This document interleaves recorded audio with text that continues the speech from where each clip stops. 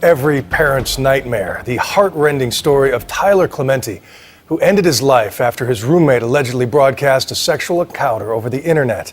Clementi's parents released a statement today saying, quote, "Our hope is that our family's personal tragedy will serve as a call for compassion, empathy, and human dignity."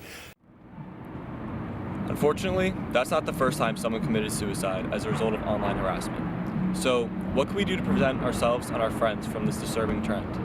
In this video, we'll discuss how to identify online harassment and how to protect yourself from becoming a victim.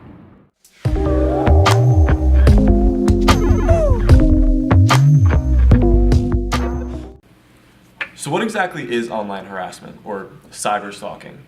It involves using the internet to target someone repeatedly, leaving the victim with feelings of distress, fear, or anger.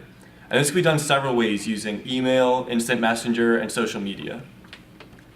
So you might be thinking, all right, I know this happens, but I haven't experienced this, my friends haven't experienced this, so how often does cyberstalking really happen? So according to a study conducted by the Pew Research Center in 2014, about 70% of people aged between 18 and 24 have experienced in their lifetime some sort of online harassment. This is worrying because college students fall right into that age group of 18 to 24. What's worse is that women in this age group are affected by cyberstalking disproportionately. About 26% of women aged 18 to 24 have been stalked online, and about 25% were the target of online sexual harassment. The study also identifies social media as the most common environment for online harassment. But that's enough numbers and statistics for now. Let's talk to some current Penn State students and see what they have to say. Do you take steps to make sure your information isn't publicly available online? No more than just like clicking the private thing. That's it. Yeah, all of my social media accounts are as private as they can be. So most people, unless you really go digging, can't find information. Yeah, I have all my social media accounts. I have them all set to private, and then whenever I get a friend request, I don't just hit accept. I actually look and make sure I know who it is before I click accept. Yeah, I always try to put all my accounts, like for Instagram and Facebook, to be private and that only people that I've approved can see my pictures and postings. Large websites like Facebook, Instagram, and Twitter all have privacy settings. Using them makes it harder for cyberstalkers to find your information.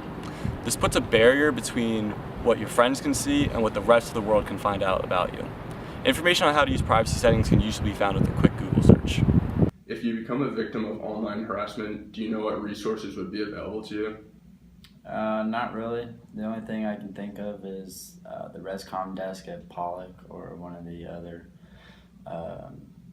dining halls or commons, and I don't really know if they can help, but it's a place to start. I do not know resources that would be available to me, but I'm sure I could Google some and something would pop up that could possibly help. No, honestly, I have no idea. I feel like there would be something out there, but I don't know what it is. I feel like that should be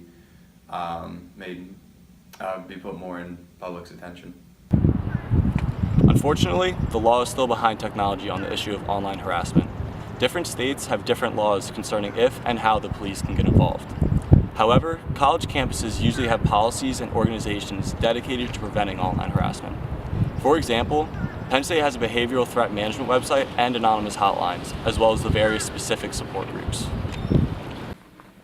So now that you know a little more about cyberstalking and online harassment, what can you actually do to prevent it? We've broken it down into 5 simple steps. First, it's really important that you keep track of who has access to your devices. The second step is protecting your credentials. Lock your phone and computer with strong passwords, not just easy to remember phrases. This step's really important. Don't share your password. If you have to, make sure you change that password as soon as possible. The third step is simple. Google yourself. Any information you can find, someone else can too. And this leads us into our next step, the use of privacy settings. These exist on most social media sites, which, as we said before, are the prime locations for online harassment. The last step is to reach out if you do become a victim of cyberstalking and contact your local campus police department. You should keep track of all evidence of the harassment, and this might include something like screenshots, printouts, or whatever you can do to document what's happening. You should also consider suspending your social media accounts until the police have dealt with the situation. So that's it for this video. Now that you know more about online harassment, hopefully you can prevent yourself from becoming a victim in the future. Thank you for watching.